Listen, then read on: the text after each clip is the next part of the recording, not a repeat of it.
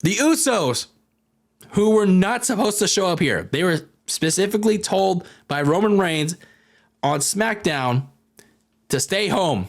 They were supposed to only show up for the celebration that was supposed to occur next week, not here. They were told to stay home, watch the match. No coming to Saudi Arabia. The Usos came out of nowhere and attacked Kevin Owens, buried him underneath the announce table. And, oh my God, ladies and gentlemen. Woo, oh my God. The best continued to come. They super kicked Sami Zayn. They went on super kick Porty. And then, here we go. Here we go. A double super kick that was aimed for Sami Zayn. They accidentally kicked their brother. Solo. Your sacrifice was meant greatly, because at this moment, the Usos knew they fucked up. They greatly fucked up, because guess who caught them right dead in the act? Roman Reigns. Roman Reigns got in the ring, berated the Usos, berated Jimmy, berated Jay for ignoring his orders, and he pie-faced Jay to the corner. And then Jay tried to calm him down. Jay tried to calm Roman down, told him that we were just trying to help. We were still day one, right? And then Roman was just like, nah, fam. Why are you here? Why are you touching me? And then this is the part that really tugged me. There ain't no day one no more. There ain't no day one no more. You understand me? And they started pie facing Jay too. And then, ladies and gentlemen, we got the good stuff. We got the good stuff, ladies and gentlemen.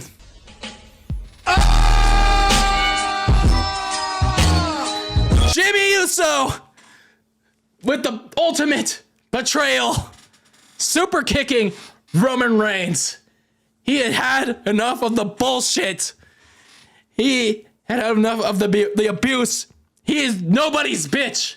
He had snapped. And Jay saw this. He was like, oh, fuck, what did you do? He clearly knew of the consequences that was to come for what backstabbing Jimmy had done. But Jimmy wasn't. He knew what was to come. Jimmy clearly let years of abuse boil, specifically to his brother Jay. He snapped. He is telling Jay out loud, clear as day, I'm doing what you should have done a long time ago. And then he super kicked Roman again, and he let all that anger and frustration out like a madman, and rightfully so, ladies and gentlemen.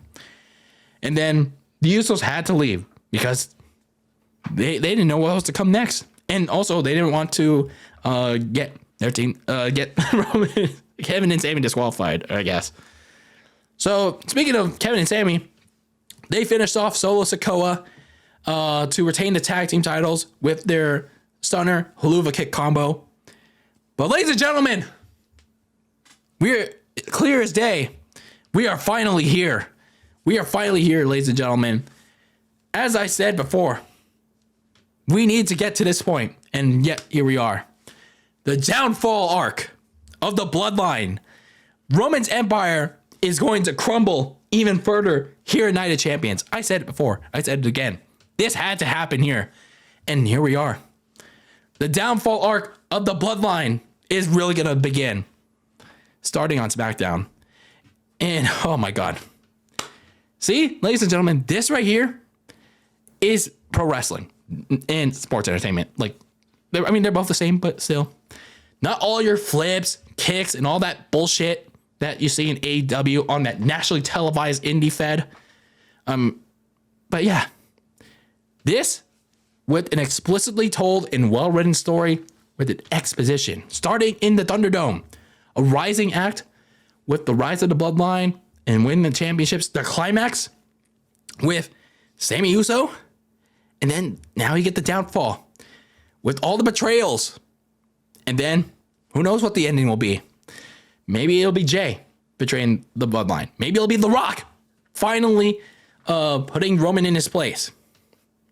There are so many ways this can go. So many good layers to it. But as it pertains to this ending, Jimmy Uso, after almost 2 years, maybe even 3, seeing years of firsthand abuse to his brother and to himself, he finally cut the cord on the bullshit between him and Roman. And that was beautiful. That was absolutely beautiful. It was like the Royal Rumble with Sami Zayn all over again. And keep this in mind, ladies and gentlemen. Jimmy Uso was always the reluctant one to buy into like the Bloodline mentality with Roman because of what it stood for. Him throwing the towel between Roman and Jay's first matchup at Night of Champions 2020 because Roman beating down Jay so much. Because Roman will do anything it takes to protect his championship, to get what he wants. And then Jimmy himself getting that beating and then Jay forcing to say I quit at Hell in a Cell a month later. Both of those incidents have been strong indicators why Jimmy never really bought in to that Bloodline mentality. The only reason he joined was because Roman made him feel guilty about his brother Jay. Remember that? I know it's been kind of like 2 years since the whole Thunderdome, but back in June 2021, Jimmy came back and like from an injury, and then they started like kind of teasing that Jay was gonna leave, but then they never did. But Jimmy like came back, and he initially was supposed to he initially thought about like getting his brother to leave, but then Roman, like after like a big argument between Jimmy, Jay, and Roman, Jay was like the middleman. He left for like 2 weeks, and then Roman made Jimmy feel guilty about like Jay, about his brother Jay.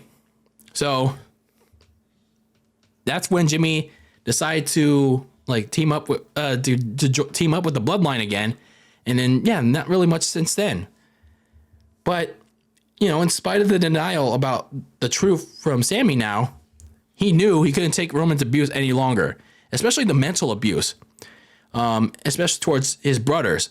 Now with Jay, he knows that if he pushes the tribal chief, if he betrays the tribal chief, he knows what he's gonna do. He knows firsthand, like what physical abuse that Roman can do to him. Just look at Night of Champions 2020. Look at Hell in a Cell 2020. That's what he can do to him. Now, if they build up to that point of Jay versus Roman, which I think should be the ending point. I mean, obviously, they could and maybe should do Cody versus Roman 2 at some point, but I think the ending point should be Jay versus Roman. I don't think it should be for the titles, but who knows? So as for this, it's intriguing. It reached probably one of the most intriguing parts of this story. How do they approach this next month for Money in the Bank? Who knows? Before I get into that part, I will say that for Kevin Owens and Sami Zayn, their part in this story is done.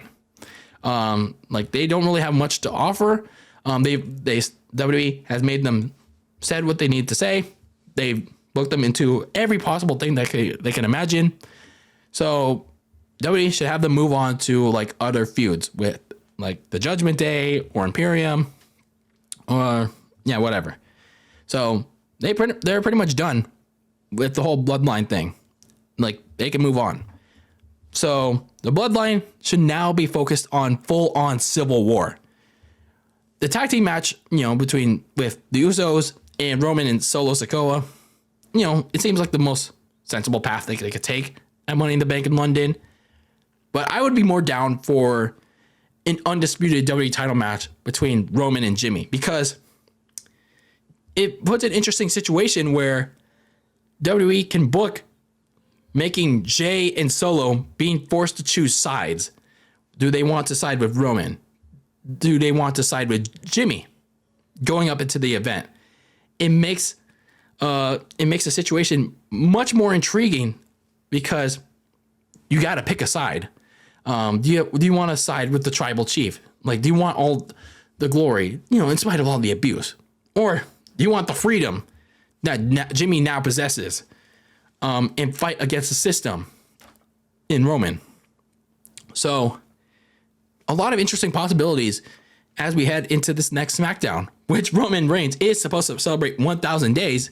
But now that this betrayal has happened, who knows what it'll be like now? Who knows how they address it?